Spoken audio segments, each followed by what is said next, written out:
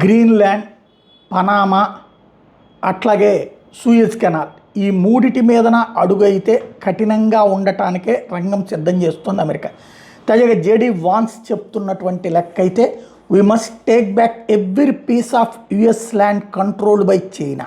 ఇది ప్రధానంగా Suez canal ప్రాంతంలో ఉన్నటువంటి పోర్టులు ఇవన్నీ కూడా చైనా చెప్పు చేతలోకి వెళ్ళిపోయినాయి. పనామా కెనాల్ ప్రాంతంలో ఉన్నటువంటి ఇవన్నీ కూడా చైనా చెప్పు చేతలోకి వెళ్ళిపోయినాయి. ఒకప్పుడు అమెరికా గిఫ్ట్గా ఇచ్చినటువంటి పనామా, అమెరికా గిఫ్ట్గా ఇచ్చినటువంటి ఆ ప్రాంతం గ్రీన్లాండ్ ప్రాంతాలు ఇప్పుడు వాళ్ళ చేతికి వెళ్ళిపోయినాయి అన్నటువంటిదే ఇప్పుడు చైనా చేతికి అక్కడ ఉన్నటువంటి పాలకులు నిదానంగా అప్పచెప్పారు. వాళ్ళ ఆర్థిక అవసరాలా లేకపోతే వాళ్ళు హనీ ట్రాప్లో చిక్కుకున్నారా ఏదైనా కావచ్చు అన్నటువంటిది అమెరికా ఆగ్రహము.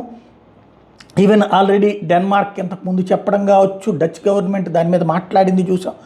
బట్ వెనక్కి తగ్గే ఉద్దేశం అయితే కనిపించట్లేదు. అవసరమైతే ఆయుధాలు వాడైనా సరే అవి తీసుకుంటామని చెప్పుకొచ్చింది. చైనా ఏమీ యుద్ధం చేసి దాన్ని ఆపుతానంటలేదు. అలాగే రష్యా, ఇరాన్ లాంటివి కూడా, అంటే అమెరికా శత్రు దేశాలు కూడా గ్రీన్లాండ్ లాంటి వాటి కోసం ఏదైతే అవతలతో గొడవలు పెట్టుకోవడానికి సిద్ధంగా లేదు అంటే దాన్ని బట్టి అమెరికా అయితే తిరిగి తీసుకోవడానికి సిద్ధపడుతున్నటువంటి మాట అయితే వాస్తవం. అది జేడీ వాన్స్ మరోసారి చెప్తున్నది.